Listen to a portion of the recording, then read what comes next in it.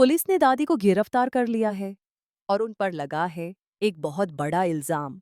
और दोस्तों, अब जो सच सामने आने वाला है, उसकी चाबी सिर्फ और सिर्फ सरू के पास है। हाँ दोस्तों, सरू का आने वाला ट्रैक अब full on high voltage drama बन चुका है। आप देख ही रहे हैं कि सरू अब बिल्कुल भी पीछे हटने के मूड में नहीं है। उसने क्लियरली डिसाइड कर लिया है कि वो इस घर को छोड़कर कहीं नहीं जाएगी, क्योंकि ये घर असल में उसी का है। असल बात यह है कि पूरी प्रॉपर्टी सरू के नाम पर है और अब सरू ने प्रॉपर्टी ट्रांसफर करने से सीधा माना कर दिया है। वो चंदा को कुछ भी देने के लिए रेडी नहीं है। सरू का कहना है कि उसने इस परिवार के लिए बहुत कुछ किया है, न जाने कितनी बार अपनी खुशी, अपना सुकून, सब कुछ दाव पर लगा दिया, सिर्फ इस परिवार को बचाने के लिए।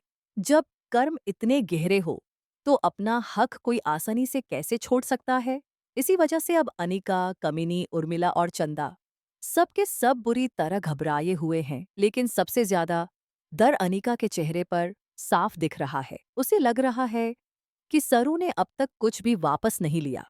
लेकिन कमीनी उसे तसल्ली देते हुए कह रही है कि जीत हमारी हुई है, सरू की नहीं, क्योंकि सरू दादी के सामने झुक चुकी है और अब दादी का सरू पर बिल्कुल भी भरोसा नहीं रहा।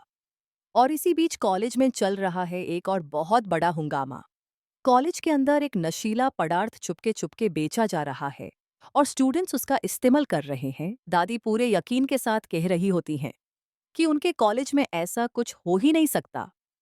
लेकिन जब सॉलिड सबूत सामने आता है, तो पुलिस बिना टाइम वेस्ट किए दादी को गिरफ्तार करके ले जाती है।